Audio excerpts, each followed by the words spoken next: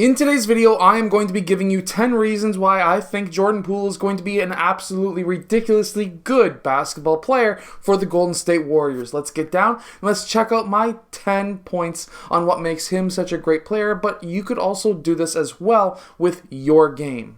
So a large part of course, the Golden State offense is dribble handoffs, and that's what we're going to see right here. Here he is able to get that dribble handoff going towards the left side and hits that three-point shot. Now, why is this so important? Well, you can actually add this to your game, especially if you are a right-handed player. So of course, if your team also likes to do a lot of dribble handoffs, something that if you're a right-handed player you can do is whenever you're going towards that left side, take that shot, especially if there's no defenders. The reason is when you're moving towards your left side as a right-handed player, your right side is going to be more in line with the basket, so you can actually get those shots off much faster. This next clip, we really need to be watching the clock. Now, what Jordan Poole does here is very, very good. He could have just easily went to the middle of the court and chucked up a shot, but instead, he attacked the left side. He was able to get past that defender who was trying to cut him off, and because he was going towards his left side or forward, that again allows his right side to get in line much easier than, of course, instead going towards his right side and trying to chuck up a shot. Going towards his left or straight on is going to be a much easier shot for him, and because of that we can see here that he's not afraid to pull up for deep shots either, but that allowed him to make that shot at a little bit of a higher percentage chance of going in, and it did go in. We can also see with Jordan Poole's game that now he's actually starting to get used to jacking up shots much faster. Here he catches that ball. As soon as he catches that ball, he's looking at that rim. He's also scanning the court at the same time, looking at what the defenders are doing.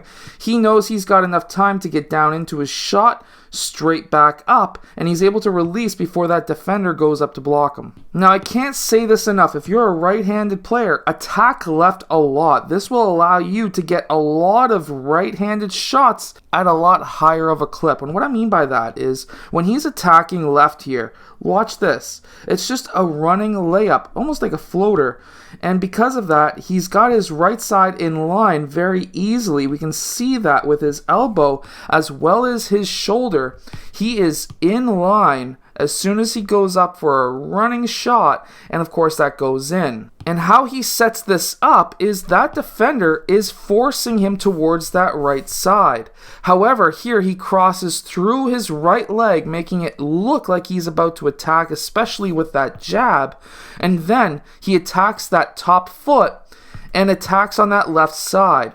Now, something that is very good knowledge for all basketball players to have is, of course, by attacking that lower foot and then crossing back over towards that high foot, it makes that defender take that step down, in which case you've got a little bit more room to operate to attack that rim. Here we have Jordan Poole coming up the middle of the court, and he's in a mismatch. So many young players will try to take that three and sometimes get blocked by that big player. Well, guess what? If you're a shorter player, you're going to be most likely faster. Get your shoulders lower than your defenders, and then when you attack, try to get in front of him. Now, in this case, the center, hard to see who it is in this video clip because it's an iPad screen I'm looking at, but he tries to reach around, which makes it even easier for Jordan Poole to be able to finish at the rim. In reality, he could have taken one more step in front to essentially keep that defender in jail behind him, and he could have went up for a floater, but instead he was able to finish with a nice lefty when that help defense came over. When coming off of a dribble handoff, if that defender is trying to go over top of that screen, you can lift that defender up by going for a shot fake. And that's what we've seen here. He goes for a small shot fake, and then he's able to do a quick jab forward, and then he's able to, of course, with that jab, that backs off that main defender there who would have been potentially playing help, and then he goes for that two-footed jumper. What a fantastic move. Here we see another that's really good, especially when it comes to the Golden State Warriors, because now we can see that if he does end up coming off the bench in the season, he can basically be Curry 2.0 coming off that bench and jacking up basically half-court shots, or what this could also do is it takes off pressure from Steph Curry if they're on the floor at the same time. He's also figured out how to read screens. So when he comes off of this screen, his defender is chasing, and there is no help, or no hedge, I should say, coming from that defender and no help coming from this side, in which case he attacks that rim, and LeBron reacts way too slowly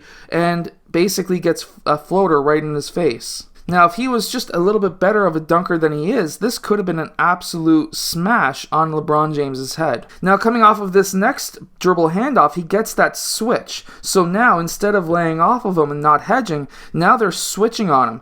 Here, he does a quick through the leg step back and, of course, goes for that shot. Now, why is this important? Well, watch his feet. He takes a very long step at the end here.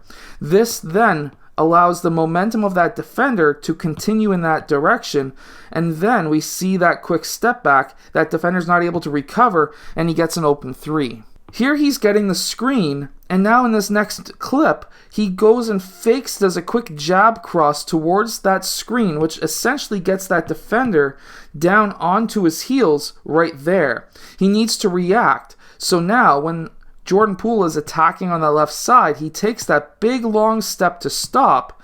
That then gets the defender's legs to cross, and he probably sees that as well. And because of that, he does a quick jab turn quickly, trying to get that defender to then, of course, go back in that direction. And then he's able to back attack on that left side. Quick step back. He's just toying with the defender at this point. And you can do this as well. All you need to do is attack that player, take a very long step, especially if that player is not balanced. We can see that his shoulders and knees are well past his toes. His momentum is going to drag him towards that side. You can then take that big step, turn, dribble. He now thinks that you're going to be spinning back off, coming off of that screen, and then you can attack towards that gap. He now needs to recover, and because of that, you can take that step back and be absolutely wide open. So these are my 10 reasons why we see that Jordan Poole could be the next big guard coming out of Golden State. He could be a fantastic, basically a Batman and Robin Hood type player. He could be a great Robin Hood for Steph Curry, especially with Thompson being out in the first half of this year. This could be a very strong combo going into the year and could actually be the future of Golden State. Curry is, of course, he's still in his prime in my opinion, but he is getting older, and same as Klay Thompson. And with James Wiseman, Kuminga, and Poole now all stepping up over the next 5 to 8 years, if they all stay together, this could be one deadly team. I hope that you've enjoyed today's video. I hope that this video has helped you as a basketball player and even as a coach. If it has, hit that like button, subscribe, go check out my complete guide to the 5-out offense. The Golden State Warriors use it a ton, and I'll see you guys again next time.